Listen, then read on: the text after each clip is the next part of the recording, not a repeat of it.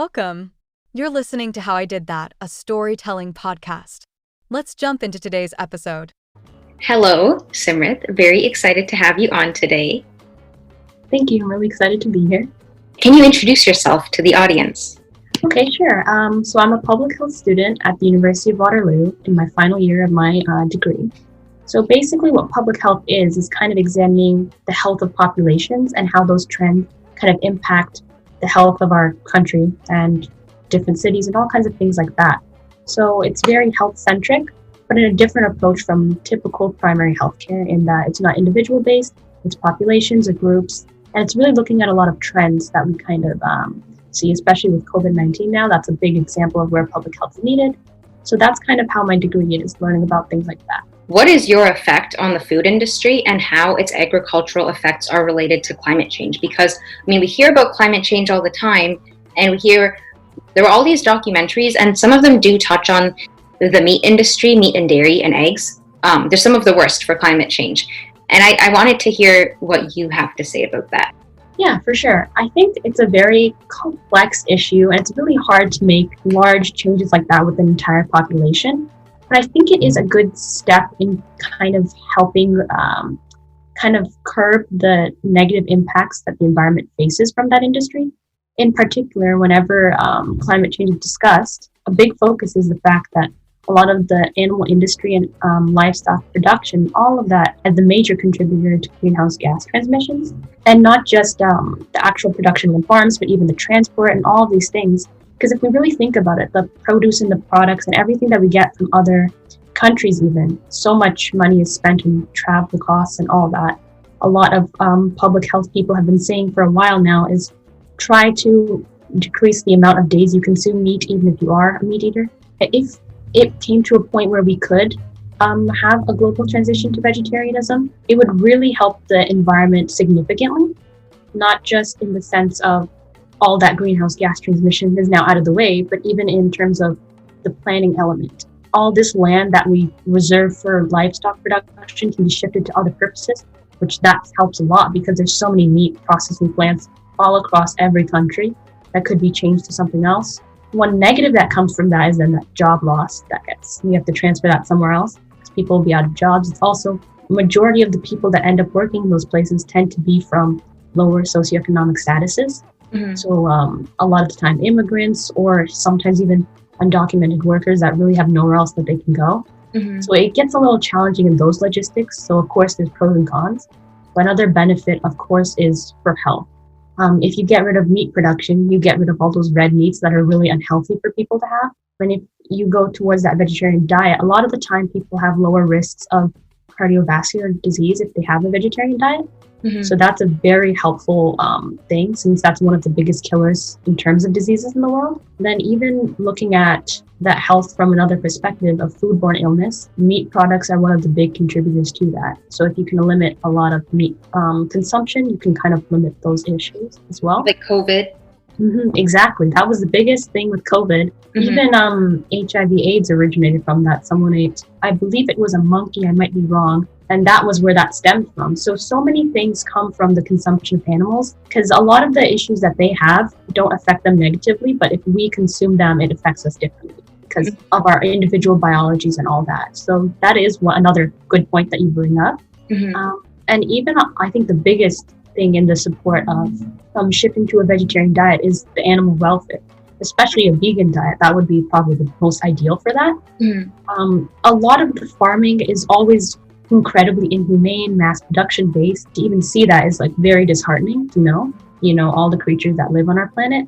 So I think if you, for whatever reason, I don't know, if it's a health reason, you can't kind of switch that diet. One thing that you could do to kind of support maybe local farms instead of, things that are given offshore. And then to also kind of look towards family-owned farms. Mm-hmm. Though they usually tend to stay away from mass production. They usually tend to be more inclined to have free range animals and things along those lines. None of it is humane, you can really say, whenever there's animals being farmed. Right. But it's far less exploitative. Yeah, definitely. So you talked a lot about the pros of switching to a vegetarian diet and how it affects climate change and just the agricultural effects related to the food industry in general. There were a couple things I wanted to touch on. Like you had mentioned animal welfare, right? First of all, marketing does play a huge role, right? When you go to the supermarket, you might see like a happy cow on the bag of milk and all that. And people don't really make that connection on where their food is coming from until you see it in a slaughterhouse, or you think, it's just dairy. But the cows that you use to make dairy, they are going to be sent for slaughter. And it's kind of goes hand in hand with the meat industry. I mean, going vegetarian is great, but there's still the fact that you're contributing to the egg and dairy industry. And when I was a vegetarian, I didn't understand why people would even go vegan. I was like, you're already not contributing to the meat industry, so why do you have to switch your diet again? Can you talk a bit about that? Because people do get confused, and I was confused as well. Why would you not want to support those industries? Yeah, see, it's kind of like what you mentioned in the fact that the meat industry and a lot of like the dairy and egg industry kind of go hand in hand. Animal byproducts come from animals. That's not a surprise. So if you have these animals that are being kind of housed for livestock production, and those same animals are the ones that are giving the dairy and then the eggs and all those animal byproducts, those same animals are then taken after to be slaughtered in a lot of like very inhumane mass production, and then they go towards the meat production. So it's difficult to say that you want to support one half, because if you support one half, that those same animals are going to the second part. So it's not as if animals are released after that and they're all fine. Of course, I don't want to ever discourage anyone from transitioning to a vegetarian diet. That's still a great thing to do. But I think you have to also realize the connections between all these issues as well. I wanted to mention the fact that like some people might think that cows make milk for us, or chickens produce eggs for us. So can you also bring that in? When you think about any of that stuff, yeah, it is true that in our mindset, a lot of the time people think, well, these animals they're not consuming this, so why don't I consume it? Right. But you also have to think of the fact that just because it's possible doesn't mean that's how it's intended. Another interesting thing related to that is the fact that a lot of people are lactose intolerant. Most of the time, people, I believe, way back when, we didn't consume, milk from cows, and that wasn't a part of our natural diet. But now that things have changed, it's become more mainstream to have milk products. A lot of the time we push this idea of, okay, the people that are lactose intolerant, they're the ones that are like the abnormality or so. But in reality, it's actually the other way around from how we were we evolved. Right. So it's really a lot of these interesting things you'll see in terms of our genetics and our individual biologies are also changing as well. Like a lot of people are lactose intolerant, and you were saying that people think that that's the abnormality, that that handful of people are lactose intolerant, but it's actually very common. Actually, the way we're supposed to be is lactose intolerant, because we don't have the enzyme lactase to digest the lactose in milk, because we were not made to be drinking cow's milk. And then people think, cows are making this milk for us and nobody's using it, so why don't we use it? I didn't know this at first, but I went vegan later when I realized like the mother cows only make milk, just like human mothers only make milk for their child. So whenever they're pregnant and they have a child, that's when they start to, I guess the word is lactate, I think, and make the milk. And then the baby cows drink the milk, and then the mother cow stop making the milk once the baby cow is grown up. The baby cows are there to drink their mother's milk, but what they're doing in the dairy industry is they want milk production all the time. They don't just want to take the milk when the mother's pregnant. So they forcibly keep impregnating the mother cow, and then they keep taking her milk, and then they keep stealing the baby calves away so the babies don't drink the milk, but they send the babies to be killed for slaughter. And then once the mom can't make any more milk, she's been pregnant way too many times, or she just cripples under her own weight, then they kill her too. So then it just kind of goes to the beef industry, and then it's like hand in hand. It's very sad, and like it's a lot of people don't make the connection, but when you do, you're like, why am I supporting this? And the marketing industry doesn't want you to make the connection. So it's partly our responsibility to stay educated on where our food is coming from, but it's also the marketing industry, where the government and the marketing industry, you're told to believe that, the government wants your best interest, but at the end of the day, not really. But the Canadian Food Guide did change recently to incorporate a more plant-based diet, and said like meat and dairy should be like a very small part of it, and then plants should be the majority of it. Marketing is a big thing that contributes to a lot of these misconceptions as well. The way those products are advertised a lot of the time. I remember maybe let's say 10 or 15 years ago, the way the Food Guide looked, whenever they would talk about meat or dairy, they would really emphasize, meat products in terms of like fish and all this stuff in terms of protein. and not as much a focus on like nuts, lentils, and other things that can give you protein. Same thing when you think of dairy, not the things that can kind of supplement that. The fact that you can supplement proteins with a lot of legumes, lentils, a lot of other things can kind of give you that backbone. One thing that I wanted to add into what we were talking about earlier is that why chickens lay eggs, because I wanted to add that in. People think the chickens are kind of laying, chickens or hens, they're laying the eggs anyways, but they're really only laying it because of their natural reproductive cycle. And then if the eggs are unfertilized, then the chickens will just eat it themselves. And then they gain nutrients from that. So that's why they feed eggs whenever you have like rescued chickens and stuff. They basically are eating eggs to get their nutrients back. Helps them live longer. But I guess, chickens being mass produced, right, in the animal agriculture industry, they just they're there to keep laying eggs. When that natural reproductive cycle is over or they can't lay any more eggs, they get taken to slaughter. And I also wanted to touch on what you said earlier about the pros of going vegetarian. Aside from like animal welfare, you mentioned that the animal industry makes a lot of greenhouse gas transmission, and specifically when it comes to climate change, greenhouse gases are one of the biggest contributors, right? Because greenhouse gases are those gases that just get trapped in the atmosphere, right? And they heat up the environment. We were talking about how farming practices, animal transportation, product manufacturing, all those things kind of affect the environment. But specifically, can you talk about like what specific actions are we doing that's actually causing the greenhouse gases to be made?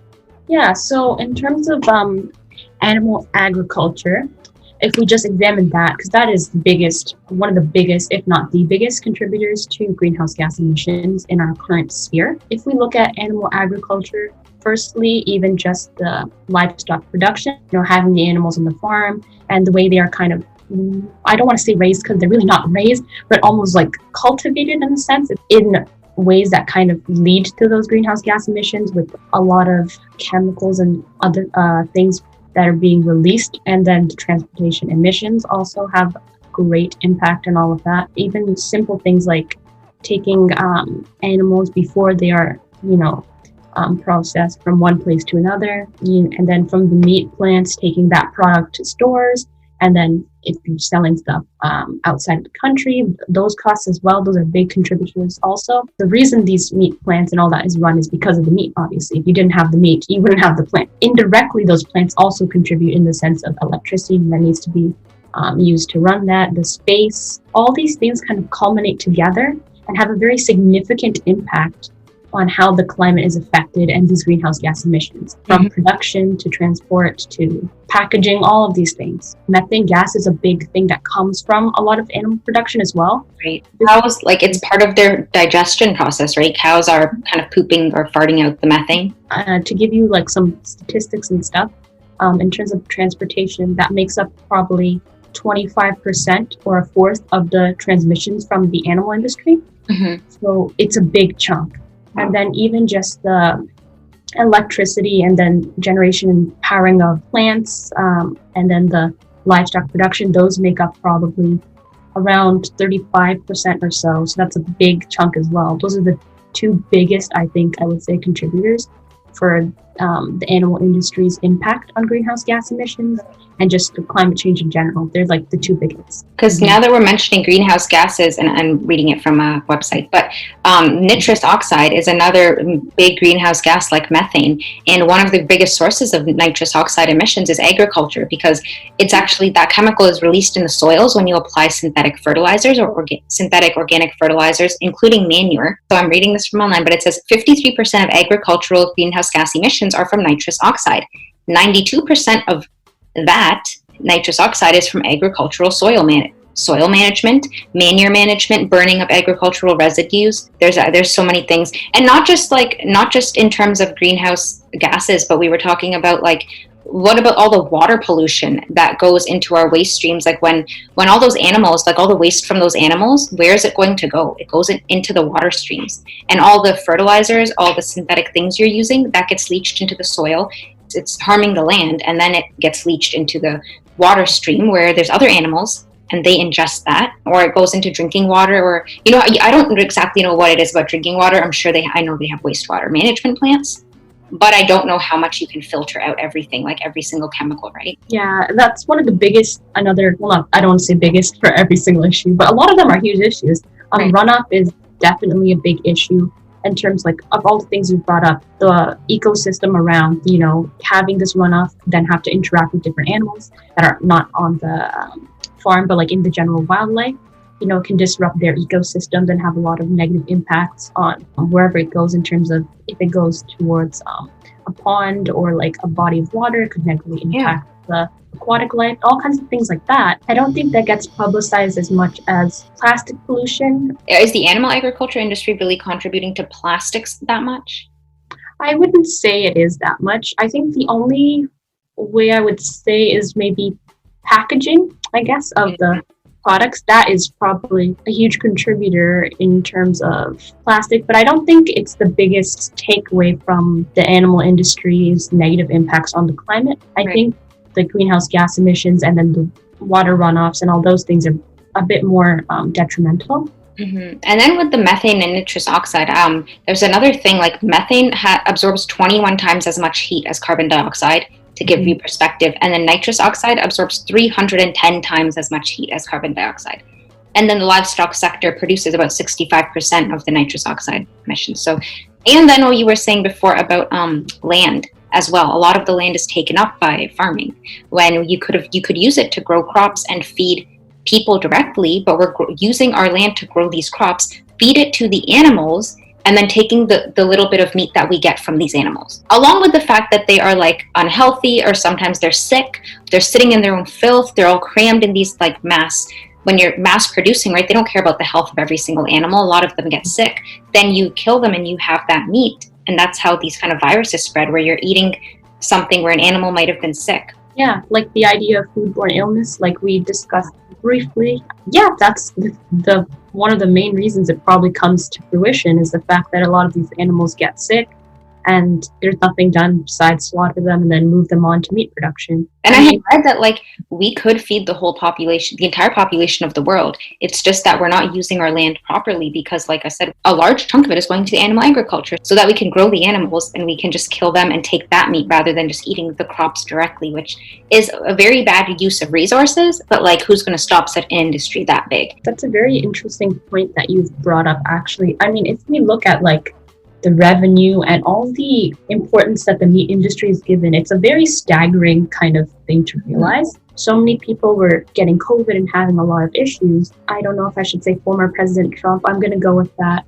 Former President Trump decided that wasn't very relevant to focus on. When the meat industry is at risk of their plants shutting down, within 2 days he's signing forms. So I think that's a very interesting thing to look at, how much value the meat industry gets. He made it very vague, his form that he signed. I don't remember what it was called, but it was so that they could stay open, but they would kind of have, it's not written there that they have to stay open, but they can kind of use that as their like almost loophole so that they can, where these were like big feeding grounds for actually the virus to keep progressing. Because if you think about a meat packaging plant, it is many, many people close together.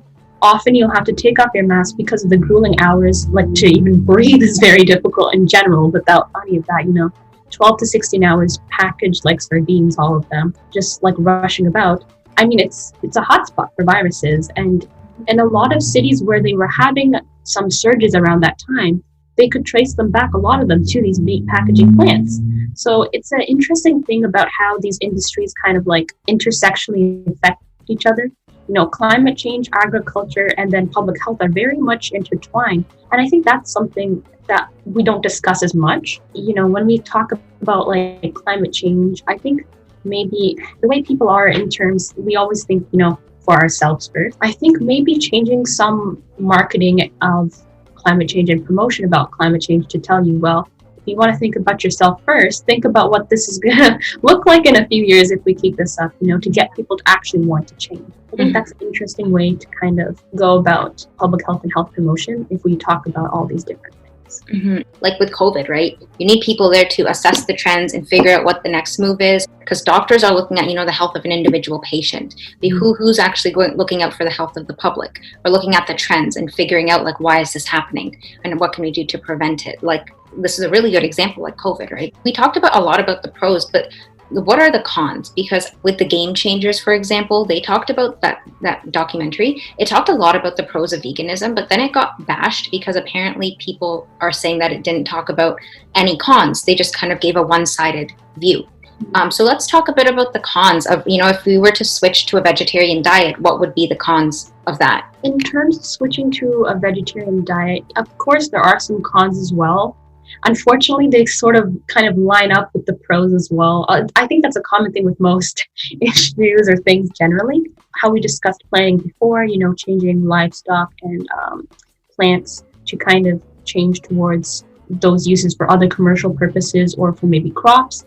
If we look at that idea, it can also be a bit challenging to change. Even if we move all that land towards crop production, we have to think about, okay, where is the place where the soil is actually fertile, that we haven't already kind of destroyed it and with all that runoff. Because when you look at where people are organized with their housing, if we take Ontario, for example, we're all along the border and the southern part of Ontario, for majority of the part. I believe about 50% of Ontario's population is around there. So if you look at that and then you look at the fertile soil, most of it is also along there. So it gets complicated in terms of like urban planning and how you would structure all that. So that's one challenge, I guess you could count as a con. So I'm not exactly sure what crops we grow for feeding the animals, but I'm sure a lot of it is like wheat and corn and other things that humans can eat as well. Couldn't we just grow them in the same area and ship them, keep the transportation the same, but be shipping the crops instead of the meat, if that makes sense? It is somewhat viable, I would say. I don't think it's a bad idea. I think it could be interesting to try to implement. But I think if we look at that, one of the things we really have to also look at is transportation itself. Because as we discussed, that is one of the bigger contributors to the greenhouse gas emissions from the food industry, which it's complicated for how to solve that because you need to get people food, right? You can't completely get rid of that. But it's such a significant contributor in terms of animal agriculture. I would assume is probably also significant in terms of other types of agriculture as well. What about urban farming? Like when you say urban farming, does that mean trying to do things like vertical farming, save space, but farming in an urban area? Somewhat, yes. That's a good way to kind of look at it. When I say urban farming and urban planning, I mean how we would structure kind of our cities and our suburbs to kind of incorporate those elements. In addition to not only helping in this area, but in terms of like having more green space, it can also help in that way as well. And kind of changing the way the city is designed, I think might be very interesting to not only promote, the health of the planet, but maybe even social health or other elements of health, like cultural health. You could have places where you can get together, it's easier to plan like small school trips for kids to go to the orchard and pick stuff if it's more localized and nearby. Like things like that, I think could be very helpful for a more holistic view of like health and public health. Mm-hmm. Just the logistics of it are a bit difficult in terms of funding and all those other things for getting that going. As much as green initiatives need to be supported, I don't think they get as much support as they need, unfortunately. Right. And then going to other cons of switching to a vegetarian diet, and we're looking at like, when we look at public health, we're saying overall, on an overall basis, what other cons would be included? One that we can take off right off the bat to consider is more personalized health benefits. I suppose you could call that if we look at the holistic view of health, we have cultural values, we have social health, we have emotional, mental health, all of these things sometimes are intertwined with foods that are animal byproduct based or meat product based. Unfortunately, as much as we might want to avoid that, a lot of cultural dishes kind of have these elements. Especially if we talk about indigenous populations, they grew up on this land, this was their home, and then a lot of the ways they interact with the environment is very much rooted in their culture. One important thing I believe is the reliance on caribou. A lot of these different First Nations individuals do focus on that as being one of their sources of food. To kind of take that away would almost be taking away their cultural values. Canada is so multicultural, even if you look at the States as well. So it gets challenging to kind of navigate all those different values. And then if we look at social health in relation to that, if you go to any social gathering and if there's cultural roots there as well, there's certain foods that might be present that are almost kind of like a rite of passage, or, all these different kinds of things that come up. If we look at mental health, some studies, I don't know how exactly reputable they are, but there were some that have found that a lot of comfort foods that people go to tend to be things like burgers or other cultural staples in Canada almost. So there's things like that as well. There was higher prevalence of depression or anxiety amongst people that abstained from meat from another study. So there's a lot of conflicting kind of findings. There have been findings that said stuff the opposite way. So I think maybe looking into those things more, and maybe even studying how supplementary products kind of affect mental health would be a good thing to look at. Because if we say, okay, if you abstain from meat, you might have higher risk of depression or anxiety. Let's see if any of the things we've already produced to kind of stand in the place of meat can actually give those benefits back to you. Because then maybe we don't have to make it this way is the only way. We can make it more like open as the way it is right now. If you look at how deep-rooted, a lot of cultural traditions, like you said, they do include animal products or animal byproducts. And when you try to make a change, especially in a large population, there's always going to be people who are resistant to change, and most people don't like change.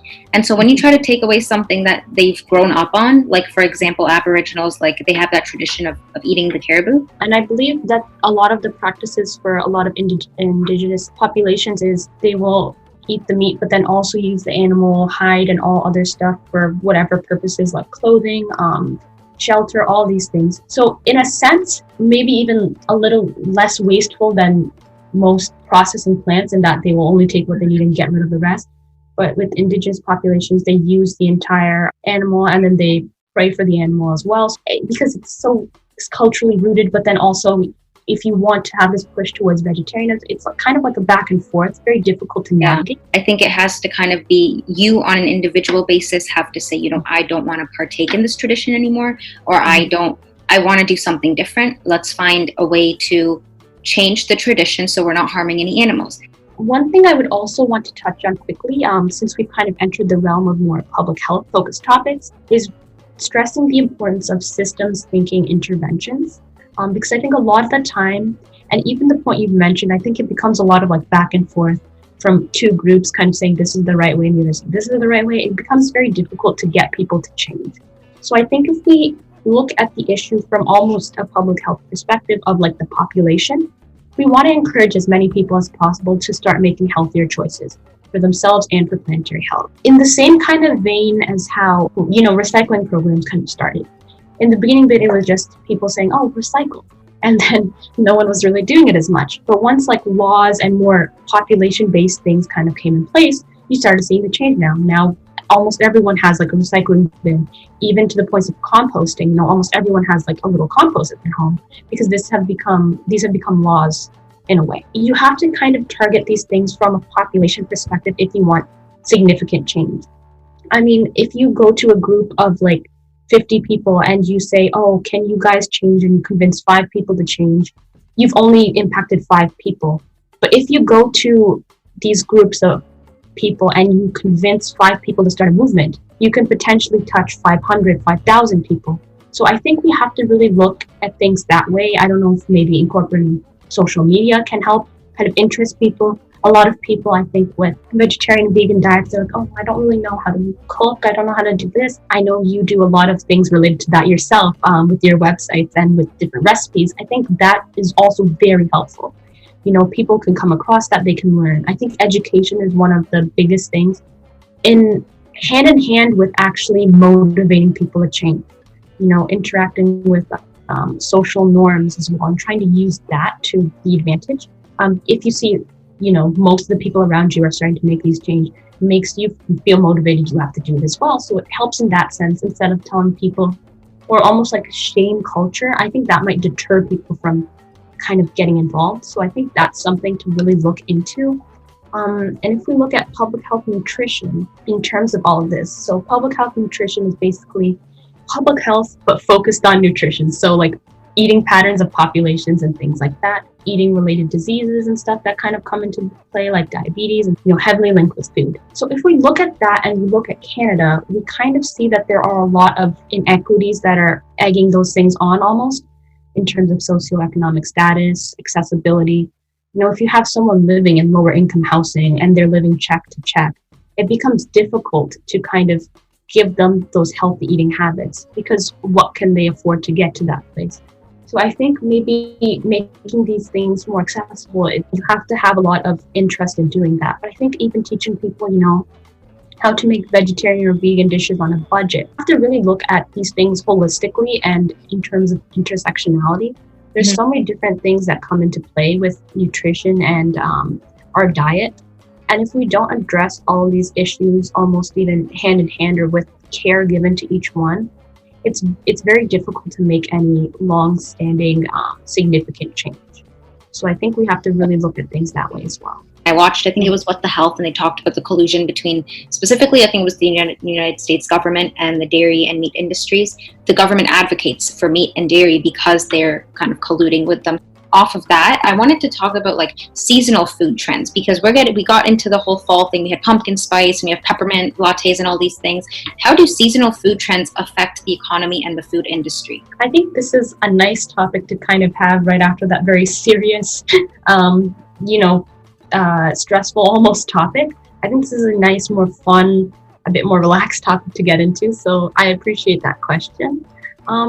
So we've kind of seen over the last few years or so, I would say maybe the last 15-ish years, we've seen a lot of these seasonal food trends kind of popping up and getting a lot of mainstream focus. Around fall season, if you go on YouTube, you're probably going to see your favorite YouTuber doing something related to pumpkin spice, like trying all the pumpkin spice products I can find or things along those lines. So it's very interesting to see how much these things have almost become, strangely enough, cultural phenomenon. There's obviously a lot of economic kind of prowess these things will gain.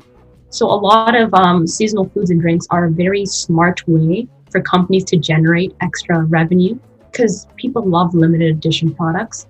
If I tell you something's only going to be out for a month, you want to try it before it's gone. Trends are very, very powerful in getting people to act on them. This new video game that people are getting very into, Among Us, everyone is playing that now. It's been around since 2018, but now everyone is playing it because now it has become more mainstream and popular because all these creators are talking about it. So I think that kind of social media advocacy, almost, if you want to frame it that way, with your favorite celebrities or influencers promoting a product, it really helps to get the public involved and thinking they should go and try it out as well.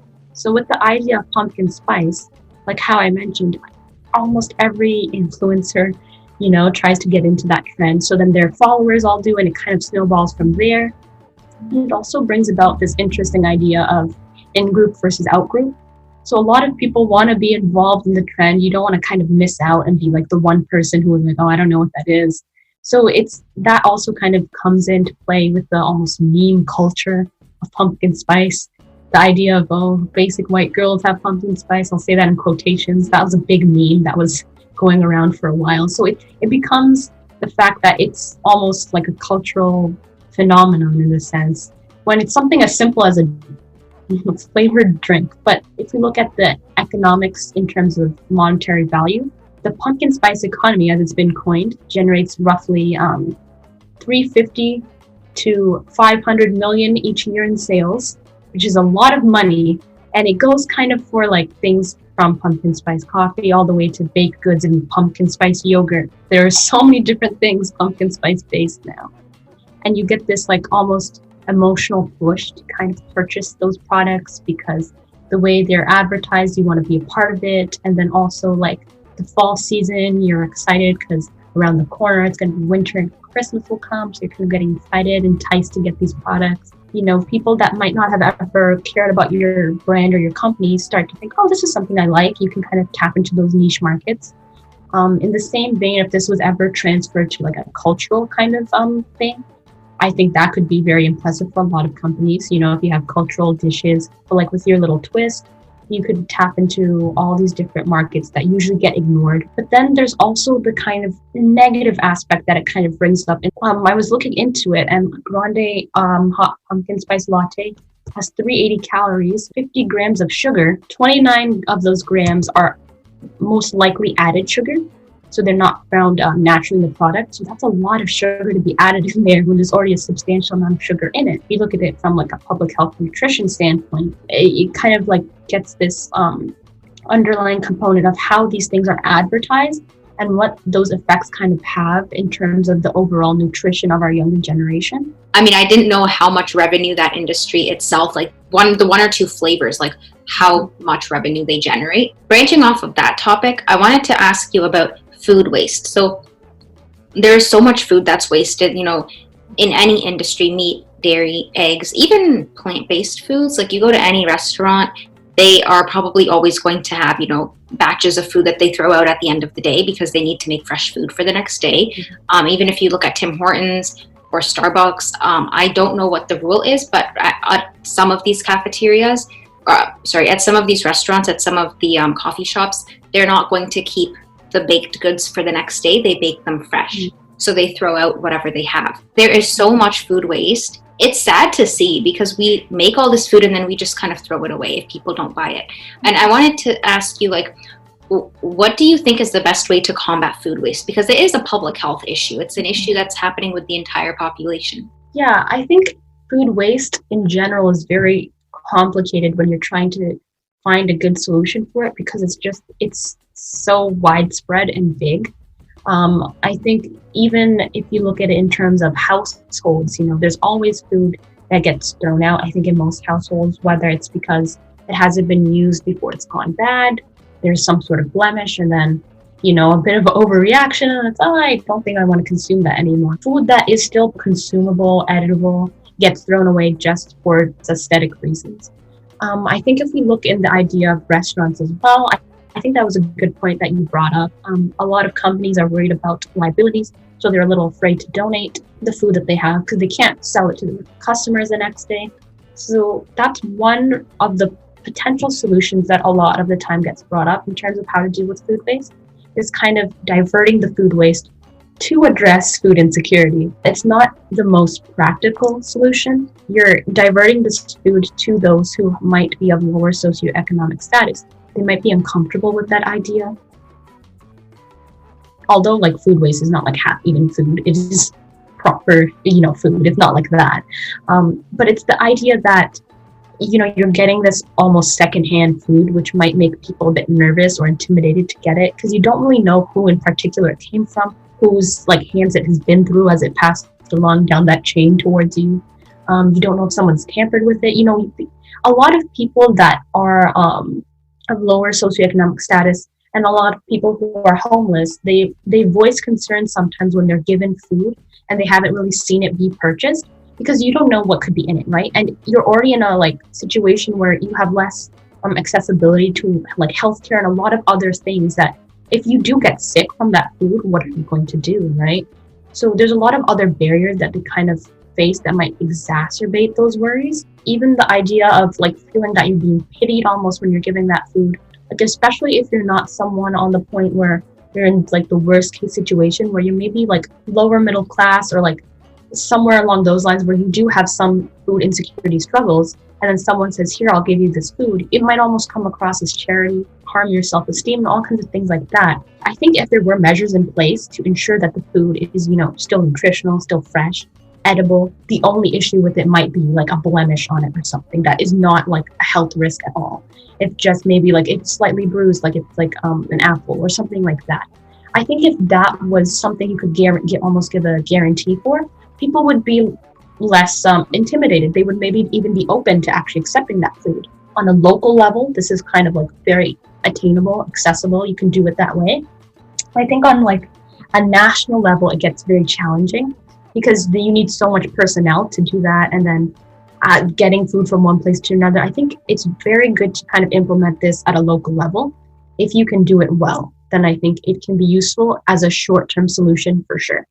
However, if we look at it for the long term, it's a bit challenging in that you're not solving the actual root issue. You're still having people generate the food waste. You're not stopping that. You're just diverting it. So you're kind of saying, okay, so the root problem is still here, but along the way, I'm going to fix that. I think people still need to look into how to solve food waste being generated, teaching people how to know when fruit has gone bad versus when it is simply just it has like maybe a small dent from when it was packaged or when it was imported or exported or whatever else. I think teaching people to really recognize those kinds of signs is beneficial. I think a lot of people, they just, if they see like a small spot on something that they bought, they just throw it away, you know, or even the sense of sometimes with even a best before date, if you have some food at your house, you know, if you keep stuff in the fridge more often than you keep it in the pantry, it can last a little bit longer, or it can still be like accessible after. Things like that, I think are good to look into, especially when it's a product that isn't dairy-based or meat-based. It's less worry if it does go one day over. So educating people in that sense. You said that it can work on a small scale, right? And it makes sense because it would have to be within your own community if you are going to be picking up that food fresh from restaurants in your community and delivering it to shelters. It's going to spoil if you try to ship it too far, right? So it has to be on the small level. And when you have that in multiple different communities, that's kind of how it grows. The only way it's going to be in a larger level is if you do it in every single community, right, is what I'm trying to say. But anyways, I think there need to be some laws in place for restaurants where they have to comply with certain regulations to reduce their food waste. I mean, one thing, of course, is like auditing how much you're buying the things that, using up the things that you bought first. It's like the first in, first out method. I don't know if you've heard of that, like FIFO. A lot of things, when I see them spoiling, I put them in my freezer. I put a whole head of purple cabbage in my freezer. And then I took it out and used it in stir fry. And my mom's like, why did you freeze the whole head of cabbage? I'm like, well, I mean, I didn't know cabbage actually doesn't spoil that quickly, but I thought it was spoiling, so I threw it in the freezer. And I threw entire limes in there. I had a half open can of beans. I put it in there. And my mom's like, why did you freeze the entire can? But I froze it and I used it later. I have like 50 frozen bananas in my fridge right now because I know some people throw out bananas when they're going bad, but that is like the most versatile like thing that you can use in smoothies too. So any fruits, anything, I just throw literally everything in my freezer so it doesn't spoil. And it doesn't. I just make sure it doesn't get freezer burn.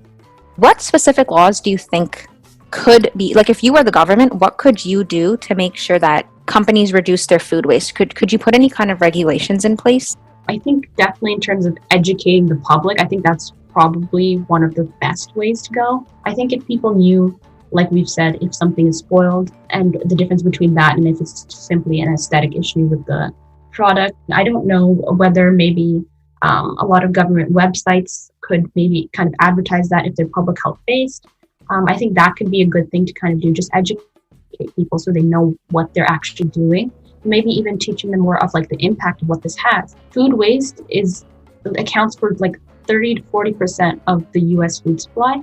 So there's a lot of food just being thrown away when you could just use that instead of just throwing it, because it's not bad food. A lot of the time food waste gets coined as, oh, this is food you can't consume. But most of the time it is likely just, it has a small like issue with it that is in no way nutritional that'll harm you. It's just the way it looks, maybe even. It's not just you're losing the food, but you're also losing all the stuff that goes into that, like land, in terms of, you know, we have so much waste that's just lying around in like landfills. This food waste goes there too. Water, this food waste can run off into there depending on where you throw it. The energy for processing, transporting, disposing that waste, you know, it's a lot bigger than just I threw away an apple, even if in your mind that's what you think it is. You know, you've contributed to a very large scale issue. So it's not just the product that you could potentially, if you did go with the diverting route in terms of locally, you could feed families from that are hungry families that don't have any like other real option. But you're also like losing the manpower that could actually, you could use for making things more productive. Like you've lost the transportation manpower, you're focusing that on this. You've lost like the energy that you could use for other stuff, pushing people to compost. So at least if they are like doing the food, at least in that it doesn't solve the root problem, because I think education is one of the only ways to do that.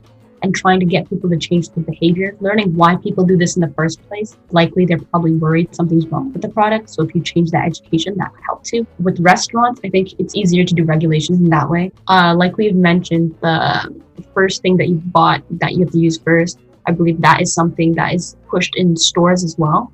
That's why a lot of time when they shelve their products, they put the first to expire thing first.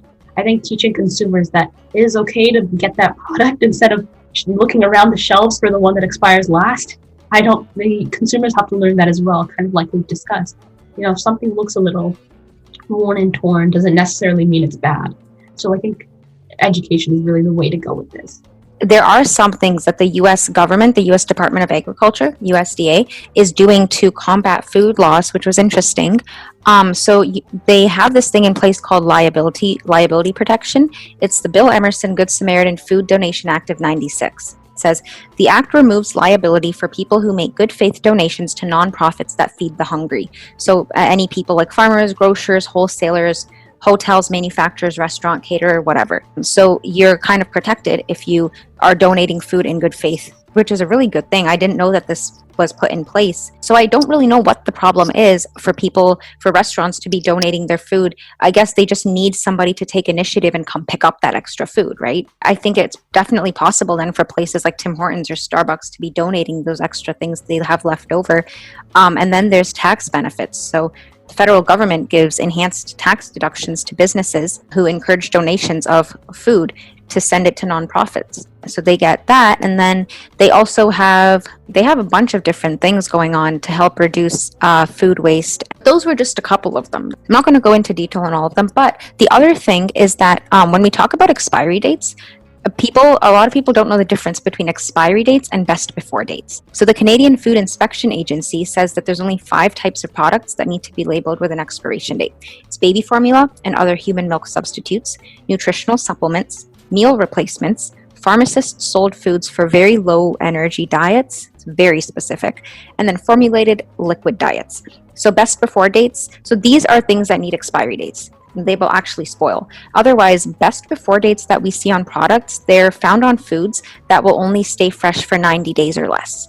Kind of like similar to what we've been saying, and you can put stuff in the freezer, or even the fact that like if you have something that goes 1 or 2 days over and you have it in the fridge, it's fine. You just focus on finishing that product. Like for example, even with bread, like if I have bread that is, it has a best before date and I passed it, I just put it in the fridge, and as long as it doesn't mold, I'm like, okay, it's fine. I can still eat it. It's not going to do anything. Because the expiry dates don't tell you the food safety. They just tell you how long it's going to keep the same flavor and nutritional value at the point that you bought it. So if it's stored properly and it's not opened, that's how long it's going to keep that flavor. And once you open it, then obviously it'll degrade faster. Actually, I shouldn't say that, because I think unopened, it says an unopened, properly stored product's best before date tells a consumer how long the food will keep its flavor. But anyways, no, like the best before date pretty much tells you how long it's going to stay the same way that you bought it from the store. Maybe after that best before date, it'll start tasting a little different, but that doesn't tell you the food safety behind it, because it's not an expiry date. It just guarantees the freshness of the food.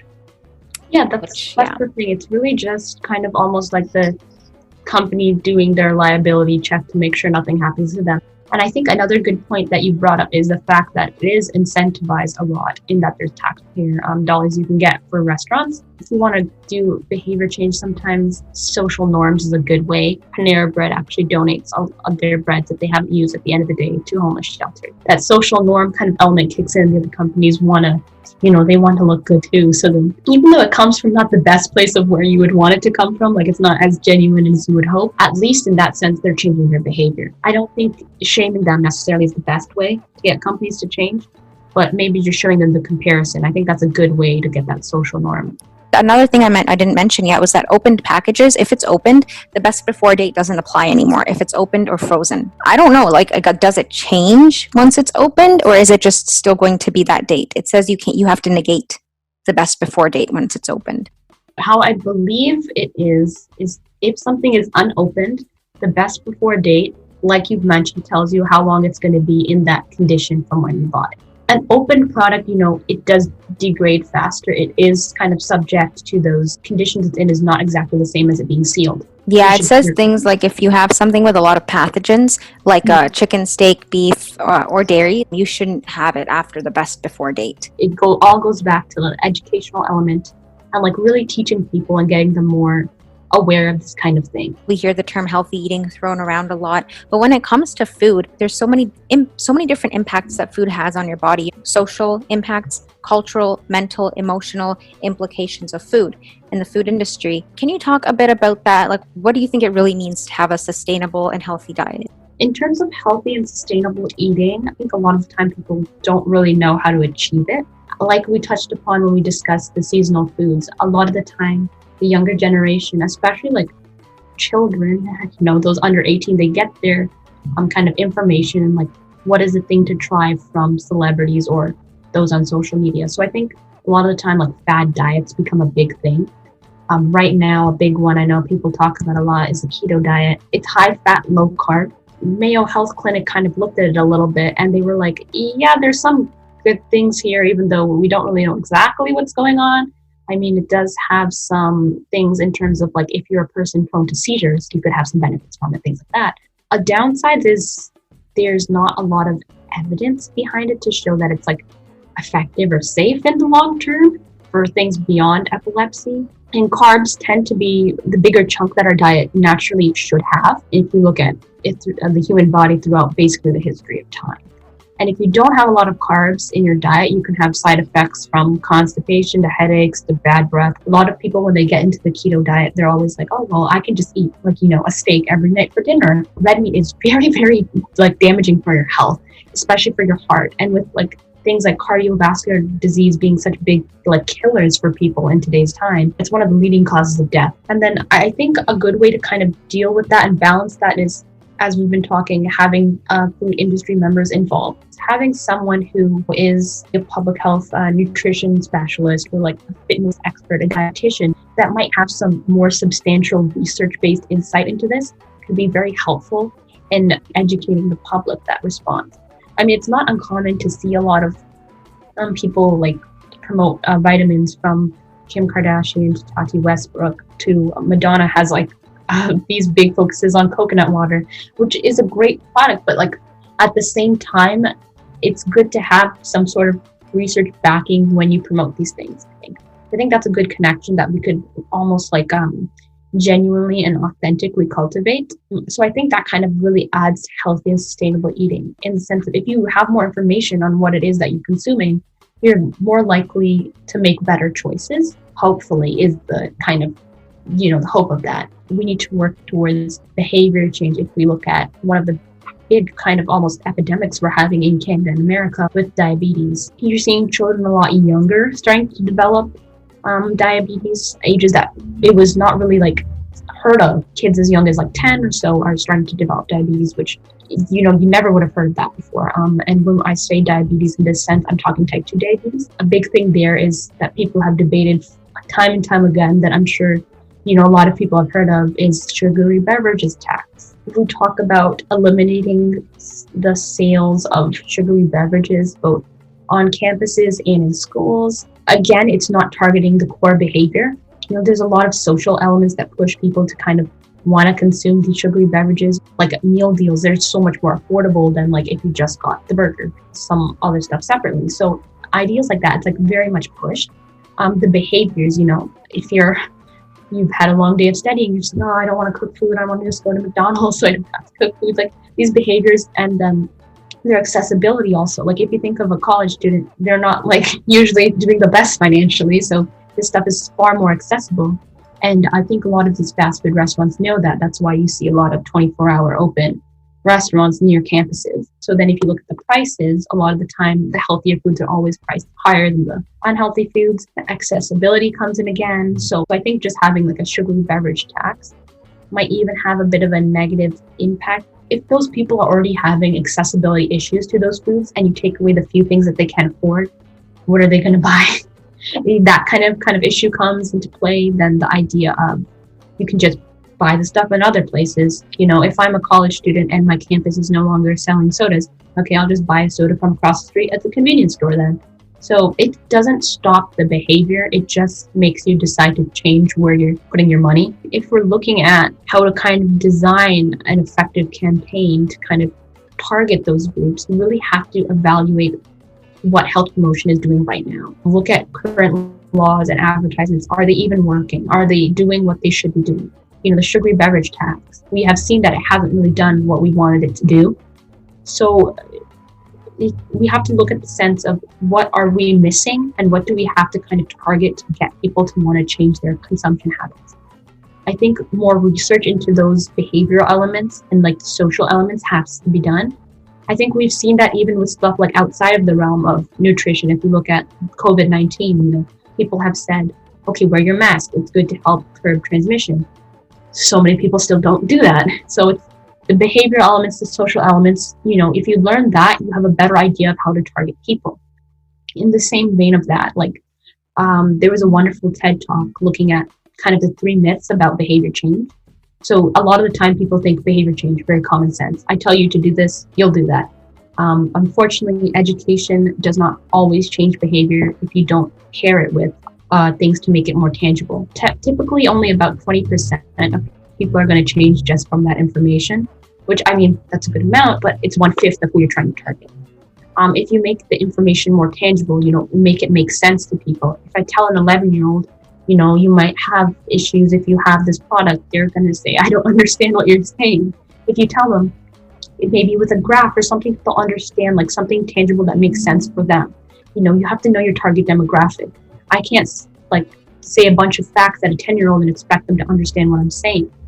So make it tangible, make it personable, make it so that they'll understand what you're saying specifically to them. If this child is not someone who consumes a lot of soda, but they do get sugar from candy or something in other ways, if I tell them you shouldn't have sugary beverages, it's not good for you, okay, they're going to be like, great, I already don't do that, I'm doing well. So you have to look at it that way. You have to look at kind of like the interactions you have with people. That's one of the best ways to educate. If I just put up a poster, I bet you most of the people that walk by aren't going to look at it. If I give you a seminar where you listen and hear and you get to engage and kind of give your thoughts, you're more likely to care. Doing those 3 things brings up the educational element up to 60% of behavior change. Like if I go to a company with the green initiative, if I tell them, oh, this is good for the environment, they're going to say, okay, that's great. I'm not working for the environment. I'm working to make money. So they're not going to care. If I tell them, wow, this is going to have great long-term economic benefits, maybe you have capital costs in the beginning, but over time, you're going to make so much more by going green. They'll care more. So you have to know who you're talking to. Another myth is you need to change attitudes to change behaviors. I mean, of course, it's great if you can change someone's attitude. That's something that's really great. But a lot of the time, behavior and attitude doesn't work in the way we think it does. If I give you a behavioral expectation, let's think about children in a classroom. If I'm okay, every day I want everyone to bring a healthy snack, if I'm a teacher or whatever, bring a healthy snack to school. And, you make that something that they're oh, I have to do that. They get excited more. They're going to do it more. They might not necessarily be healthy foods are good foods in their mind, but they're going to start doing the behavior. So the same way of we discussed previously, the recycling laws versus telling people to recycle. A lot of the time way back in the day, it was tell people to recycle, do that. No one was really doing it. Once the laws came into place, now the behavioral expectation is set. You have to do it. So then people do it. So things in that sense, I think you can apply that to the sugary beverage tax for sure. If you make it more so you advertise the amazing healthier options you have on campus and how to make them more affordable and make it accessible, then people are more likely to turn to that than the sugary beverages. Instead of if I say, okay, don't buy the sugary beverages, they're bad. If I shame you for it, if I put a tax on it, people might even rebel and just get it for that reason. So you have to look at it that way as well. Also connecting it to people's values. If I'm talking to an environmentalist about whatever green initiative I'm working on, let's say, they would probably care about the environment and then resources. But if I talk to a company, I might have to focus on just the money and the resources because they might not care about the environment. So then I look, okay, what is the consistent value across all these audiences? What should I focus on the most? So even though it is an environmental initiative, maybe I'll have to focus on the money and the resources. A final myth that I think is very relevant to any kind of health promotion, behavior change thing, especially to this, is knowing what motivates people.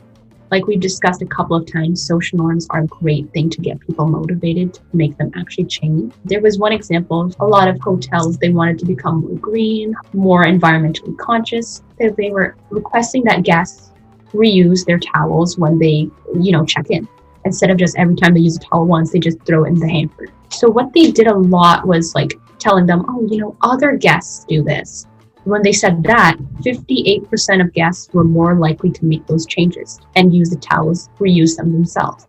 But if they said do it to protect the environment, only 38% of people made that change. So if we go back to designing an effective campaign, we can kind of add those elements into the idea of decreasing the sugar consumption around that age group, let's say 4 to 22, I know with younger cousins and my younger sister, a lot of the time in their school, they like to have it, okay, if you bring a healthy snack today, you get a gold star or something like that when it's young kids. So they get more almost incentivized to do it. And then when that behavior changes, sometimes they hear the things that teacher will say, oh, this is healthier for you. And so they'll parrot that response, even though their attitude, of course, hasn't developed yet. But over time, that attitude might follow that behavior. If we show that, okay, if you are consuming this much of sugar over your lifespan, you're losing the opportunities in the future if you develop diabetes. Diabetes has a lot of negative implications to the point where even some people can slowly start losing their eyesight from diabetes. All kinds of issues come from that. But if you tell them that and you show that, how this could negatively impact them, they might think of it more so than if you say, oh, if you consume less sugar, you'll feel more energetic for the long terms. But I kind of noticed that a lot. I did a small kind of like photo voice assignment for a class. When I was doing that, I looked at the local grocery store that I always go to. It's a Food Basics close by to where I live. And I was kind of surprised when I was looking at how things are priced. A lot of like the fresh food options are fairly expensive. Most of the fruit and vegetables were around like $5 like for one container, one package. Then as I kept walking around, I saw in the frozen foods area a lot more affordable, which is not what you would want, because that's probably the most unhealthy food available in a local grocery store. But things like a pot pie for a family size, $5. You can feed your whole family for $5 with that frozen meal. Versus if you got the fresh foods and made a meal, it would cost probably around $20 to make that meal for your family, based on the products there, if you're making a very simple meal. You look at the people that are like living close by to that grocery store. Across the street, there's lower income housing. So like a bunch of apartments, and the apartments are a bit run down. So it's where are those people going to go for their groceries? To the store across the street. What is the only stuff that's very affordable there? The frozen foods. So what are they going to buy? When we talk about kind of the intersectionality of like all these topics we've discussed in public health in general, you can't fix any of these issues if you don't solve the underlying problems. There's a lot of health inequity, wealth inequity, all these things kind of plaguing our country really. And if we don't solve any of these problems, how are we going to solve things like climate change or food waste? I remember they were telling India and China that they have to curb their, emissions and all that, but they contribute a lot less to emissions versus like our countries. And they also have a lot more growth. They're entering their growth periods and they're telling them to curb, versus there was a couple of like accords that Trump pulled out of where it related to climate change, like all these things where we almost see these inequities in our like global sphere that we really have to deal with if we want to make any changes. Like you can't make any change on a large scale if you're having so many people kind of struggling to get by. So I think those are things we really have to focus on. I think that's probably the best message I would have to personally end it on. Last thing I wanted to mention was I was just looking at McDonald's prices, specifically in Canada. Literally everything is like $5, $5 to $6 or less. Like a cheeseburger, $1.89. Mm-hmm. Like where can you, hamburger, double hamburger, McDouble, all of these are like less than $2 burgers. If I look at like a bag of bell peppers at the store, and it was like, I remember I was getting like red and yellow bell peppers, and they, for some reason, I don't know why they don't just leave it in the open. Like you can bag them yourself, but they came in prepackaged bags on top of the natural, like it's vegetables, right? You don't need to prepackage them, but they came in prepackaged bags of 4. That bag was like about $4 or $5. And now I'm looking at like a cheeseburger meal is like $2. So of course, when you're thinking about affordability, who's going to buy all these fresh ingredients and make a meal when you can buy the meal directly itself? The meal itself is like less than $2. And I'm sure it's even cheaper in the US because of the exchange rate. Like this is Canadian dollars too. So it was really good conversation that we talked about a lot. Looking at the future, where do you hope to make an impact? What do you hope to see yourself doing in the next couple of years? I think with me personally, I bounce back between a couple of different issues because so many of these issues are becoming more and more prevalent. And like we're feeling the ramifications of a lot of the decisions we've recently made in this, I think this last year especially, but in this last decade even, I would say. At the core of all of these, a trend that I've noticed personally is population-based kind of socio-behavioral components. One of the things that really inspired me was COVID-19, as I've mentioned before, kind of like how people were not willing to wear masks, to comply to social distancing, to all of these things. Going into that kind of industry in the future, studying how we can better do health promotion to target these behaviors, these social norms, what behaviors contribute to conditions being further exacerbated. I think if we go into that kind of industry, whether it be as a epidemiologist, as a health promoter, health educator, wherever you want to kind of take it, if you focus on that kind of realm and that sphere and that research, I think that could be a very booming industry in the next 5 to 10 years. If people take away these messages, if after COVID-19 people go, okay, this was a problem and it slowed down our economy and our world for like a year and a half, it's shown you that if you don't try to take these things forward and make impacts related to them, there's not going to be change at all. Like with climate change, how long have people been saying do something? Maybe even 20 years, I feel like people have been saying do something for climate change, 30 years or so. What have we really done? I mean, not a lot. And so I think people have to really look at, why do people not act on these issues? How can we change that? How can we motivate people to care? If I throw an incentive at someone, and for some of these issues we've discussed, like food waste, with the restaurants, incentives are there, but people are not doing the change. We have to learn how to get people to change, how to get them to act on better behaviors, healthier behaviors for themselves, for the environment, for our economy, for everything. So I think that's a great place to go into with your career. Even if you're not in health, just any way that you can kind of help with that, even in marketing, if you're going there. I think a lot of people can take away stuff from there. Yeah, so I think that's where I would hopefully want to end up. That's really cool. And thank you for coming on here and sharing all this information with us. Thank you. Yeah, no problem. It was very enjoyable, great experience. Thank you for having me. And that's a wrap.